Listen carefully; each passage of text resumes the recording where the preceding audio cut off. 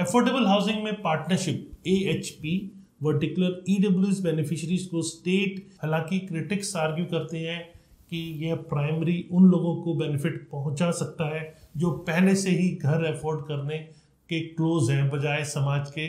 मध्य प्रदेश में PMAY implementation पर CAG report ने सिग्निफिकेंट इरेगुलरिटीज रिवील किया। फंड के मिसयूज को प्रिवेंट करने के लिए ओवरसाइट और अकाउंटेबिलिटी मेजर बढ़ाना। मैंने बहुत कोशिश की और बहुत सारे जगहों से डाटास को इकट्ठा किया, तब आपके पास PMAY की वास्तविकता को लेकर मैं आ पाया हूँ। प्रधानमंत्री आवास योजना शहरी PMAYU 2.0, जिसे हाल ही में 9 अगस्त 2024 को यूनियन कैबिनेट ने अप्रूव किया, भारत की परसिस्टेंट अर्बन हाउसिंग क्राइसिस को एड्रेस करने के लिए एक एम्बिशियस लेकिन पोटेंशियली ये एक डिफेक्टिव एफर्ट है। इस स्कीम का ग्रैंड गोल 1 करोड़ घर शहरी गरीब और मिडिल क्लास परिवार को प्रोवाइड करना कमेंडेबल है, लेकिन इसका एग्जीक्यूशन और इम्पैक्ट अभी भी अनसर्टेन है। यह एक कॉम्प्रिहेंसिव इनिशिएटिव है जो अपने प्रीडिसेसर पर बिल्ड करती है। अगले 5 सालों में भारत में 2.0 भारत के शहरों में हाउसिंग शॉर्टेज में सिग्निफिकेंट डेंट बनाने की कोशिश कर रहा है। स्कीम अपने में प्रीडिसेसर पर बिल्ड करती है, लेकिन जिसने 1.1 करोड़ घरों को सैंक्शन किया और 85.5 लाख डिलीवर किए।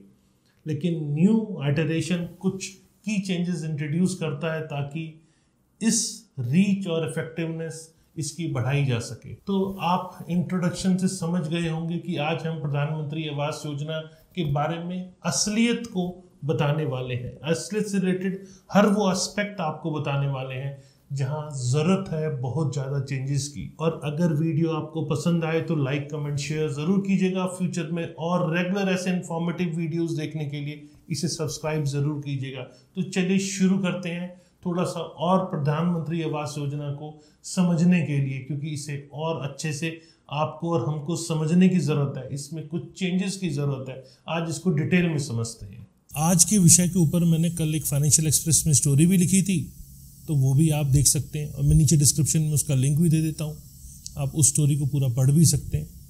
तो उसी टॉपिक को मैं आज पूरा एक्सप्लेन कर रहा हूँ आपको कि किस तरह से PMAY 2.0 रिएक्ट कर रहा है। तो किस तरह से PMAY अर्बन 2.0 सफल होगा या फिर वो सिर्फ एक वादा है। तो चलिए शुरू करते हैं। नमस्कार, मैं हूं Pradeep Mishra. The property Mishra show में आपका स्वागत है। यहां हम आपको प्रॉपर्टी और प्रॉपर्टी मार्केट की हकीकत बताते हैं। नो बकवास, डायरेक्ट काम की बात। चलिए शुरू करते हैं। रिवैम्प स्कीम अब सिर्फ इकोनॉमिकली वीकर सेक्शन और लो इनकम ग्रुप LIG को ही नहीं बल्कि मिडिल इनकम हाउस होल्ड को भी टारगेट करती है। इसकी एलिजिबिलिटी क्राइटेरिया का एक्सपेंशन प्रीवियस वर्जन से एक नोटेबल शिफ्ट है। प्रधानमंत्री आवास योजना शहरी 2.0 के तहत EWS हाउस होल्ड वो हैं जिनकी एनुअल इनकम 3 लाख तक की है। LIG हाउस होल्ड वो हैं जिनकी इनकम 3 लाख से 6 लाख के बीच एनुअली कमाते हैं। और middle income group MIG house holds की एनुअल इनकम 6 से 9 लाख के बीच है। बेनिफिशियरी बेस का यह एक्सपेंशन जहां potentially wider segment of population तक पहुंचने में बेनिफिशियल हो सकता है, वहीं उन लोगों पर फोकस डाइल्यूट करने का रिस्क भी रखता है जो हाउसिंग असिस्टेंस के सबसे ज़्यादा मोहताज हैं। स्कीम अपने डाइवर्स अप्रोच को 4 डिस्टिंक्ट वर्टिकल्स के थ्रू रिटेन करती है जो अर्बन हाउसिंग चैलेंज के अलग अलग एस्पेक्ट्स को टारगेट करते हैं। बेनिफिशियरी लेड कंस्ट्रक्शन, जी हाँ, BLC component individual eligible EWS family को उसकी खुद की अवेलेबल वैकेंट लैंड पर नए घर बनाने के लिए फाइनेंशियल एड प्रोवाइड करता है। जिन केसेस में बेनिफिशरीज लैंडलेस हैं वहां स्टेट्स और यूनियन टेरिटरीज से लैंड राइट मतलब पट्टे पर प्रोवाइड करने की उम्मीद की जाती है। यह वर्टिकल उन बेनिफिशरीज को एम्पावर करने का एम रखता है जिनके पास जमीन तो है लेकिन प्रॉपर हाउसिंग बनाने के लिए फाइनेंशियल मींस नहीं है। अफोर्डेबल हाउसिंग में पार्टनरशिप AHP वर्टिकुलर EWS बेनिफिशरीज को स्टेट, यूनियन टेरिटरीज, सिटीज और पब्लिक या प्राइवेट एजेंसी की बहुत सारी पार्टनरशिप के थ्रू बनाए गए घरों को एक्वायर करने में सपोर्ट करता है। इस वर्टिकल में एक नई फीचर जो इंट्रोड्यूस की गई है वह बेनिफिशरीज के लिए रिडीमेबल हाउसिंग वाउचर्स का प्रोविजन। जो प्राइवेट प्रोजेक्ट्स से घर खरीदते हैं उनके लिए ये एप्लीकेबल है। State, UTs, urban local bodies को उन प्राइवेट सेक्टर प्रोजेक्ट्स को वाइट लिस्ट करने का टास्क सौंपा गया है जो सभी नेसेसरी नॉर्म्स को कंप्लाई करते हैं। ये अप्रोच हाउसिंग शॉर्टेज को एड्रेस करने में प्राइवेट सेक्टर कैपेबिलिटीज का लीवरेज लेने का एम रखता है। कंस्ट्रक्शन में इनोवेशन और सस्टेनेबिलिटी को एनकरेज करने के लिए अफोर्डेबल हाउसिंग प्रोजेक्ट्स AHP को इनोवेटिव कंस्ट्रक्शन टेक्नोलॉजीज का यूज करने पर 1000 प्रति स्क्वायर मीटर या यूनिट का additional grant technology innovation grant TIG के रूप में प्रोवाइड किया जाएगा। ये इनिशिएटिव मॉडर्न, इको फ्रेंडली और एफिशिएंट बिल्डिंग मेथड को अडॉप्ट करने और प्रमोट करने का एम रखता है, जो पोटेंशियली तेज और मोर सस्टेनेबल हाउसिंग सॉल्यूशन की ओर लीड करता है। Interest subsidy scheme ISS 35 lakh या उससे कम वैल्यू के घरों के लिए 25 लाख तक का होम लोन पर 4% की सब्सिडी ऑफर करता है। इस वर्टिकल के तहत बेनिफिशियरी 5 सालों में 1.80 लाख तक की सब्सिडी रिसीव कर सकते हैं। सब्सिडी 12 साल तक की टेन्योर के लिए लोन के पहले 8 लाख पर अप्लाई होती है। कंपोनेंट इनकम के वाइडर रेंज ऑफ ग्रुप्स के लिए होम ओनरशिप को बहुत ज़्यादा अटेनेबल बनाने का एम रखता है। हालांकि क्रिटिक्स आर्ग्यू करते हैं कि यह प्राइमरी उन लोगों को बेनिफिट पहुंचा सकता है जो पहले से ही घर अफोर्ड करने के क्लोज हैं, बजाय समाज के बहुत ज़्यादा मोस्ट असुरक्षित सैंक्शंस के लिए। शायद PMAY अर्बन 2.0 शहरी 2.0 का सबसे इनोवेटिव लेकिन potentially challenging aspect affordable rental housing vertical है। ये component working women, industrial worker, urban migrants, homeless individuals, destitute person, student सहित बहुत सारे ग्रुप के लिए एडुकेट रेंटल हाउसिंग क्रिएट करने का एम रखता है। अफोर्डेबल रेंटल हाउसिंग वर्टिकल उन अर्बन ड्वेलर्स के लिए अफोर्डेबल और हाइजेनिक लिविंग स्पेस इंश्योर करने के लिए डिज़ाइन किया गया है जो घर ओन नहीं करते चाहते लेकिन शॉर्ट टर्म पीरियड्स के लिए हाउसिंग एक्वायर करते हैं या उनके पास घर या कंस्ट्रक्ट या बाय करने का फाइनेंशियल कैपेबिलिटी नहीं है। Affordable rental housing verticals 2 model के थ्रू इम्प्लीमेंट किया जाएगा। पहला मॉडल शहर में existing government funded vacant houses को यूज करके उन्हें पब्लिक प्राइवेट पार्टनरशिप मोड या पब्लिक एजेंसीज के थ्रू अफोर्डेबल रेंटल हाउसिंग में कन्वर्ट करने का है। दूसरा मॉडल प्राइवेट या पब्लिक एजेंसीज द्वारा रेंटल हाउसिंग के कंस्ट्रक्शन, ऑपरेशन, मेंटेनेंस पर फोकस करता है। इनोवेटिव टेक्नोलॉजीज का यूज करके कंस्ट्रक्ट की गई प्रोजेक्ट्स के लिए सेंट्रल गवर्नमेंट द्वारा 3000 रुपए प्रति वर्ग मीटर का additional technology innovation grant release किया जाएगा, जबकि स्टेट यूनियन टेरिटरीज गवर्नमेंट से अपने शेयर के रूप में 2000 प्रति स्क्वायर मीटर प्रोवाइड करने की एक्सपेक्टेशन की जाती है। प्रधानमंत्री अर्बन 2.0 को एक सेंट्रली स्पॉन्सर्ड स्कीम CSS के रूप में इंप्लीमेंट किया जाएगा, सिवाय इंटरेस्ट सब्सिडी स्कीम कंपोनेंट के, जिसे एक सेंट्रल सेक्टर स्कीम के रूप में इंप्लीमेंट किया जाएगा। यह अप्रोच सेंट्रल गाइडेंस और स्टेट लेवल इंप्लीमेंटेशन फ्लेक्सिबिलिटी के बीच बैलेंस इंश्योर करने का एम रखता है। जैसे जैसे PMAY 2.0 पूरे देश में रोल आउट होता है, इसकी प्रोग्रेस और इम्पैक्ट को क्लोजली मॉनिटर करने की बहुत ज़्यादा ज़रूरत होगी। लोकल नीड और चैलेंजेस के अनुकूल होने की स्कीम की एबिलिटी प्राइवेट सेक्टर पार्टिसिपेशन को लीवरेज करने में इसकी सक्सेस और अर्बन प्लानिंग और डेवलपमेंट पर इसके इम्पैक्ट, इसकी इफेक्टिवनेस के की इंडिकेटर्स होंगे।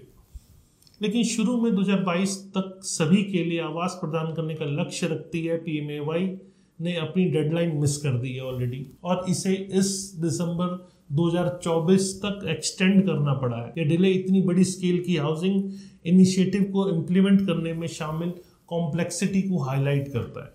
जबकि सरकार घर निर्माण में सिग्निफिकेंट प्रोग्रेस का दावा करती है, ग्राउंड रियलिटीज अक्सर एक अलग पिक्चर पेश करती है।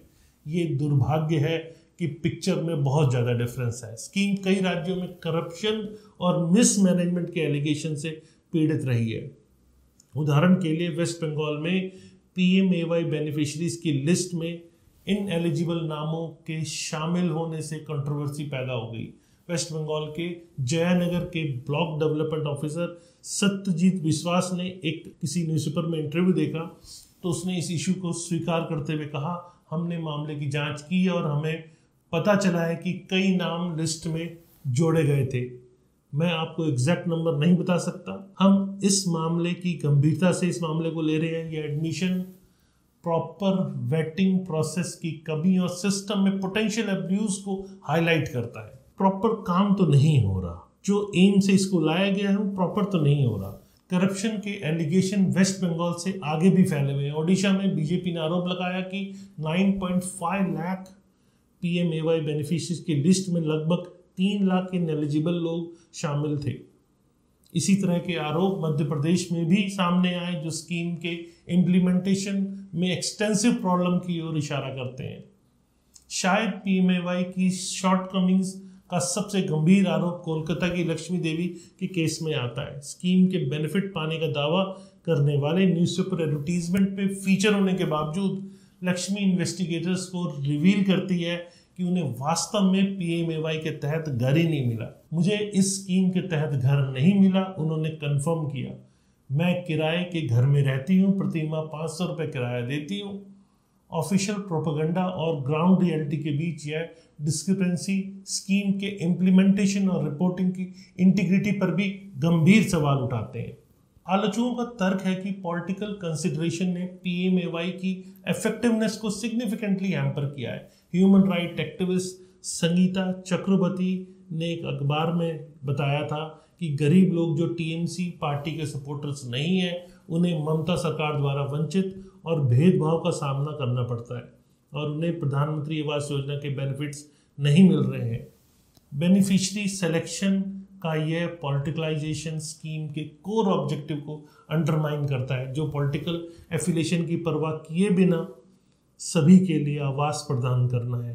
कहीं कोई पॉलिटिकल उसमें पार्शियलिटी नहीं है, लेकिन एक्चुअल में कहीं ना कहीं उसके अंदर पॉलिटिकल भेदभाव नजर आ ही जाता है। इससे पहले कि हम थोड़ा सा आगे बढ़े, आपको मैं एक बार फिर याद दिला दूं, अगर आपने अब तक सब्सक्राइब नहीं किया है तो ऐसे और इन्फॉर्मेटिव वीडियोस आप मिस करते रहेंगे, तो इसे सब्सक्राइब कर लीजिए और साथ में अगर वीडियो पसंद आए तो लाइक कमेंट शेयर करना ना भूलें। तो चलिए और आगे बढ़ते हैं। अनकहा जयपाल का कहना है कि बीजेपी रूल स्टेट स्कीम के डिसेंट इम्प्लीमेंटेशन की रिपोर्टिंग कर रहे हैं और नॉन बीजेपी रूल स्टेट्स अपनी ओन स्टेट गवर्नमेंट के संबंधित स्कीम को पुश कर रहे हैं। इस पॉलिटिकल डिवाइड ने देश भर में अनइवन इम्प्लीमेंटेशन की ओर लीड किया है। कुछ स्टेट ने तो सेंट्रल स्कीम में पार्टिसिपेट करने से ही मना कर दिया। मुझे लगता है ऐसा नहीं होना चाहिए, लेकिन ये वास्तविकता है, ये ग्राउंड पे हो रहा है। करप्शन और पॉलिटिकल इश्यूज से परे पीएमएवाई स्ट्रक्चरल चैलेंजेस का सामना कर रहा है। कई पोटेंशियल बेनिफिशियरीज विशेष रूप से नेग्लेक्टेड पॉपुलेशन से स्कीम की डॉक्यूमेंटेशन रिक्वायरमेंट के साथ स्ट्रगल करते हैं।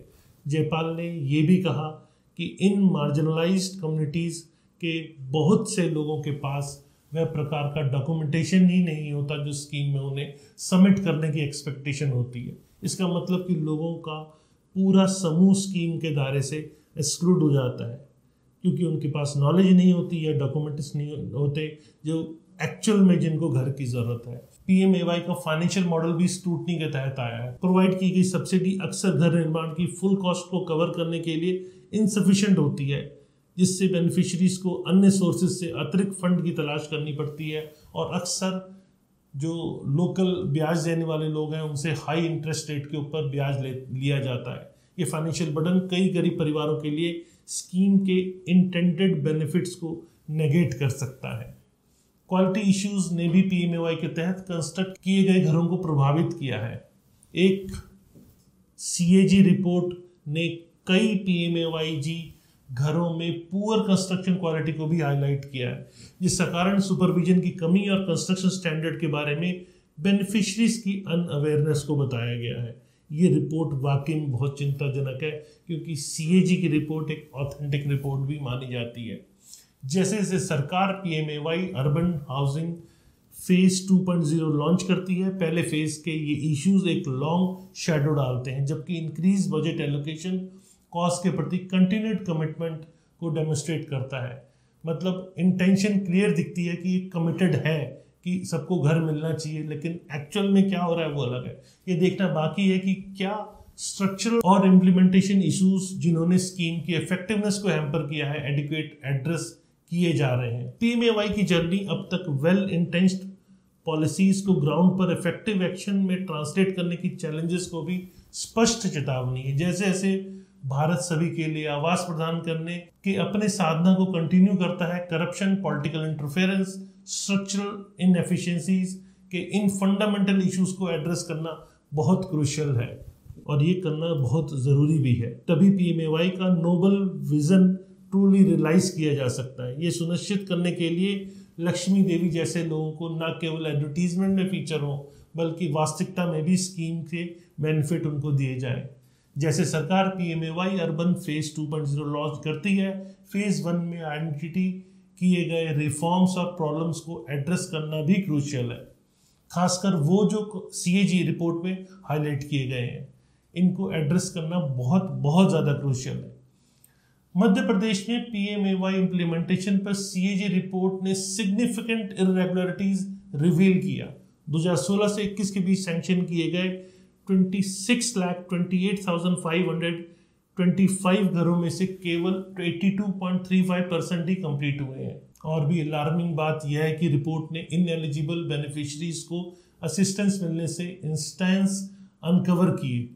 उन्होंने उदाहरण के लिए बताया 2037 बेनिफिशरीज जिनके पास व्हीकल या फिशिंग बोट्स थी, जो एक्सक्लूजन्स का क्राइटेरिया था, उन्हें घर ग्रांट किए गए, जिसके परिणाम फलस्वरूप 1555 इन एलिजिबल बेनिफिशरीज को 15.66 करोड़ का इम्प्रॉपर एलोकेशन हुआ। रिपोर्ट में डुप्लीकेट सैंक्शंस और इम्प्रॉपर बेनिफिशरी सिलेक्शन के इश्यूज को भी एक्सपोज किया।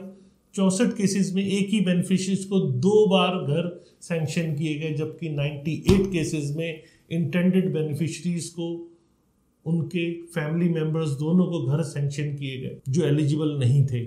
आवास स्पॉट पोर्टल में ऐसे डुप्लीकेशंस को आइडेंटिफाई करने के लिए सिस्टम की कमी का सिग्निफिकेंट कंसर्न, जिसे फेज 2.0 में एड्रेस करने की बहुत ही सख्त जरूरत है। एक और ट्रबलिंग फाइंडिंग ये रही है कि प्रायोरिटी लिस्ट में मोर डिप्राइव्ड बेनिफिशरीज की सप्रेशन हुई है।